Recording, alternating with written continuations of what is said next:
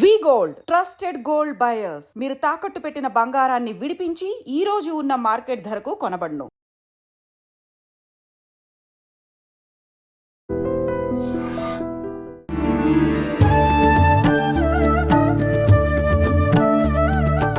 నమస్కారం, welcome to I dream. ధర్మ మార్గం విత్ విజిత కార్యక్రమానికి స్వాగతం.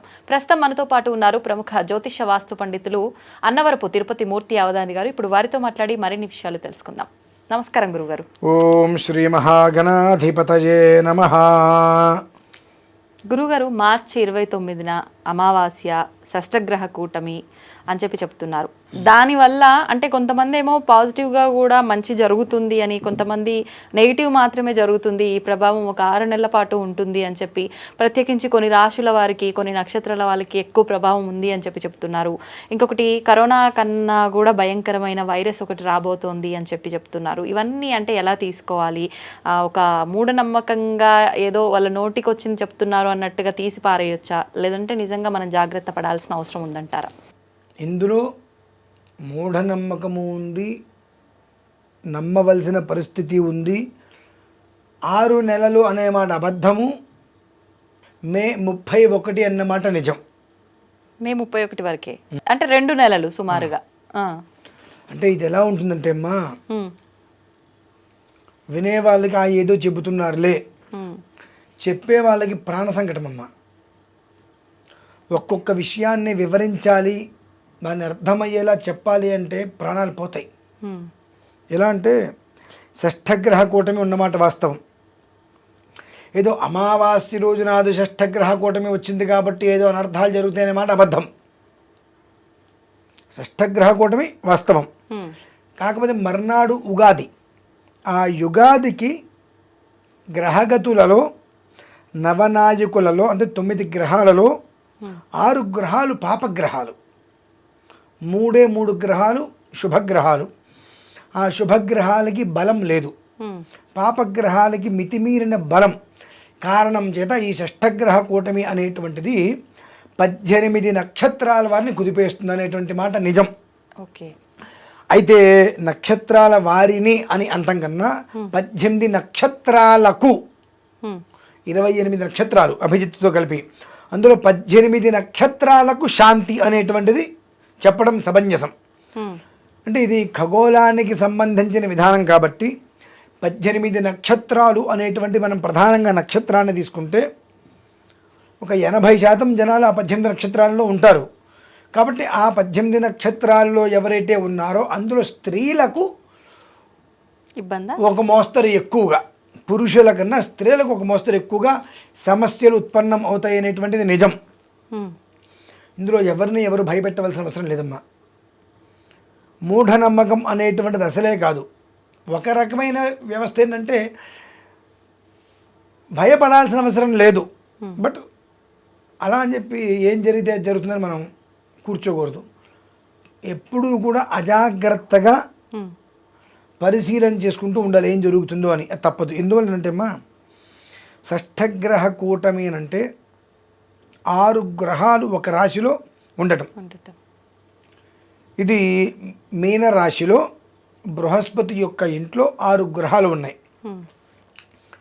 రాహుగ్రహం, శుక్రగ్రహం, చంద్రగ్రహం, బుధగ్రహం, రవిగ్రహం, శనిగ్రహం.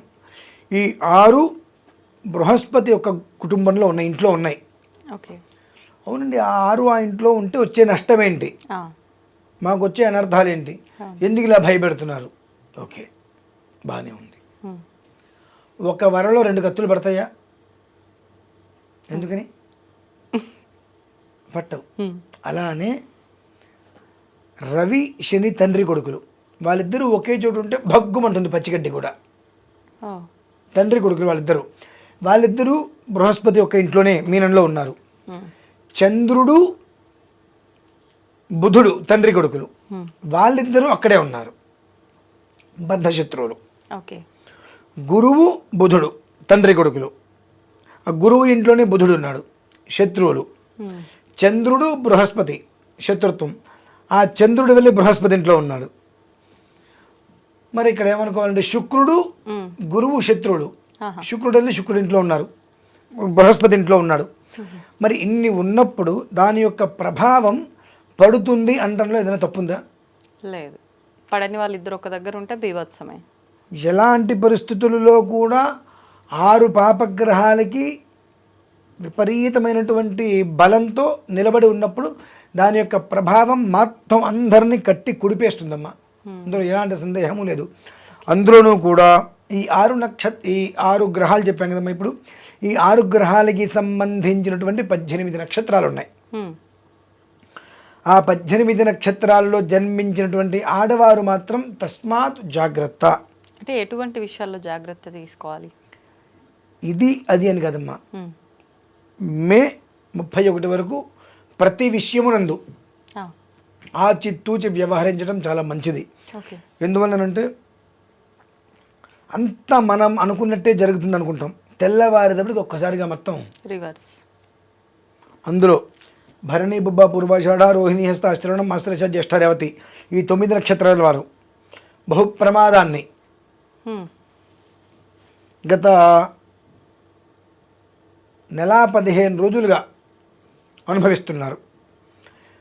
24 రోజులుగా చాలా ఎక్కువైంది. ఏ స్టేజీలో ఉన్నారంటే ఎవరికి కనిపిస్తే ఏమంటారో తెలియక తప్పించుకొని తిరిగేటువంటి పరిస్థితి. దొంగల కన్నా హీనంగా, దొంగతనం చేస్తే దొరకకూడదని తెప్పించుకుని తిరుగుతారు కదా, అటువంటి స్థితి. ఏ తప్పు చేయకపోయినప్పటికీ కూడా ఉపకారం చేయాలని ముందుకెళ్ళినా, సహకారం చేద్దామని ముందుకెళ్ళినా వాళ్ళకు వచ్చేటువంటి అపనిందలు ఆ రకంగా ఉండి దాక్కుని ఉండేటువంటి స్థితి వాళ్ళకి ఏర్పడింది. గర్భవతులు మాత్రం చాలా జాగ్రత్తగా ఉండాలి. ఈ నక్షత్రాలకు సంబంధించిన వాళ్ళు ఎవరైనా ఒకవేళ ఆడవాళ్ళు ఎవరైనా గర్భం దాల్చి ఉన్నారు అంటే చాలా జాగ్రత్తగా ఉండాలి. ఈ రకమైతే మంచిది, ఈ రకమైతే చెడు అంటానికి వీల్లేదమ్మా. అన్ని పాపగ్రహాలు అవ్వటం, దానికి బలాన్ని చేకూర్చడం, దాంట్లో బృహస్పతి యొక్క గృహంలో 6 గ్రహాలు ఉండటం, ఇవన్నీ కూడా ప్రతి ఒక్క జీవికి, మనిషికి మానసికమైనటువంటి అశాంతి, ఒక రకమైనటువంటి మనోదౌర్బల్యం, భయం. ఏం మాట్లాడితే ఏమవుతుంది, స్వతహాగా నేనే ఉన్నాను అనుకుందాం, ఏంటిడా అనే మనస్తత్వం కలిగిన వ్యక్తి కూడా ఏమో ఎందుకు వచ్చిన తలనొప్పి, మనం తగ్గుంటే బాగుంటుంది కదా అనేటువంటి స్థితి. నిజంగా తగ్గారంటే నాటకమే తగ్గి ఉండటం అనేటువంటిది. కానీ ఆ అలలో వచ్చినప్పుడు తల ఎత్తితే మనల్ని కొట్టుకుపోతుంది, తల దించితే మనం సేఫ్గా ఉంటాం. అటువంటి పరిస్థితుల్లో కాస్తైనా సరే తగ్గి ఉండవలసిన పరిస్థితి వస్తుంది. కానీ కర్మ ప్రార్థం ఏంటంటే ఇటువంటి పరిస్థితులలో నువ్వెంత అనేటువంటి స్థితిని తీసుకొస్తుంది. ఇంకా ఇది దెబ్బకి దెబ్బ చూద్దామన్నట్టుగా. కానీ ఏమాత్రం మనం అజాగ్రత్తతో అప్రయత్నంగా కొన్ని పనులు కనుక చేస్తే చాలా ఇబ్బందులు పడతాం. కాబట్టి అతి చాకచక్యంగా జాగ్రత్తగా ఉండటము అనేటువంటిది వీళ్ళకి చాలా అంటే చాలా అవసరం. కాదు గోరదండి దెబ్బలు తింటారు పాపం. ఈ 18 నక్షత్రాలు ఆరుద్ర, స్వాతి, శతభిషం, భరణి, పుబ్బ, పూర్వాషాఢ, రోహిణి, హస్త, శ్రవణం, ఆశ్లేష, జ్యేష్ఠ, రేవతి, కృత్తిక, ఉత్తరాషాఢ, పుష్యమి, అనురాధ, ఉత్తరాభద్ర. ఇవి మొత్తం 18 నక్షత్రాలు. జాగ్రత్తగా ఉండాల్సి 18 నక్షత్రాల్లో జన్మించినటువంటి పురుషుల కన్నా స్త్రీలే జాగ్రత్తగా ఉండాలమ్మా. ఎందువల్లనంటే పురుషుడు అనేటువంటి వాడికి ఏదైనా చిన్న సమస్య వస్తే ఒకరోజు అడ్డం పడ్డా పెద్ద సమస్య ఏమి ఉండదు. కానీ ఆ స్త్రీ ఇంట్లో కనుక కాస్త అడ్డం పడితే ఆ కుటుంబం అనేటువంటిది నిలబడడానికి టైం పడుతుంది అన్ని రకాలుగా. కాబట్టి వాళ్ళు సరే వెనక ముందు ఆలోచించుకుంటూ అన్ని రకాలుగా జాగ్రత్తలు పాటిస్తే కుటుంబం అనేటువంటిది మే 31 వరకు బ్యాలెన్స్డ్గా మాత్రం అవ్వటం కష్టం. తస్మాత్ అన్ని రకాలుగా జాగ్రత్తగా ఉండవలసిన పరిస్థితులు ఉన్నాయి. ఇందులో నుంచి మనం బయటపడాలి అంటే 28వ తారీఖు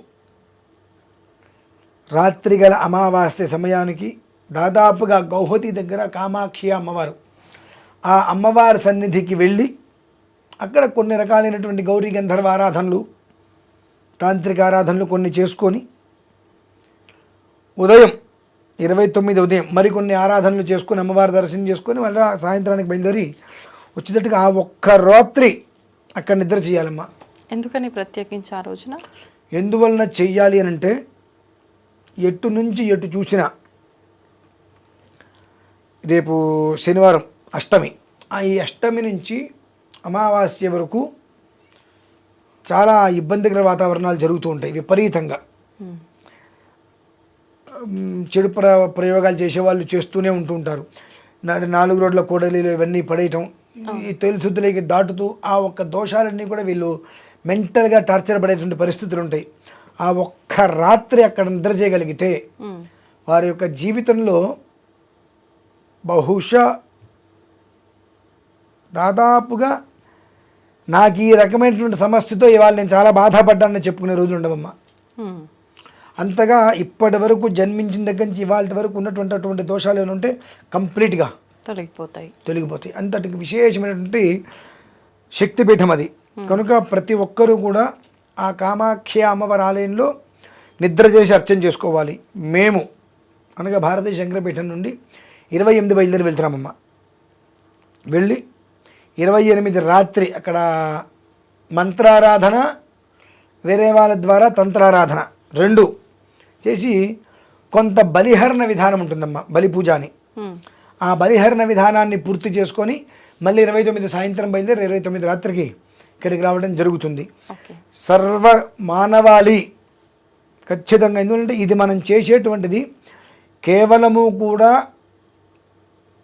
షష్ఠగ్రహ కూటమి కారణరీత్యా 18 నక్షత్రాలకు సమస్య ఉంది కనుక ఆ 18 నక్షత్రాలకు శాంతి చేసే విధానంలో మేము అక్కడికి వెళ్తున్నాం. అదే 18 నక్షత్రాలు ఎంతోమందికి ఆపాదించి ఉంటాయి కాబట్టి ఆ ప్రభావం అనేటువంటిది వారందరూ కూడా పడేటువంటి స్థితి చాలా ఘనంగా గట్టిగా కనిపిస్తుంది. కాబట్టి వారందరూ అందులో నుంచి పూర్తిగా బయటపడాలి అనుకున్నప్పుడు అక్కడికి ప్రత్యక్షంగా మాతో బయలుదేరి రావటమా, పరోక్షంగా ఆ ఒక్క క్రతువు చేయించుకోవటమా చేసుకోగలిగితే, ఆ బలి పూజ బలిహరణ అనేటువంటిది చేసుకోగలిగితే అందులోంచి ప్రశాంతంగా బయటపడి అమ్మయ్య అని 45% బయటపడతారమ్మా. అంతకుమించి ఎక్కువ పడరు.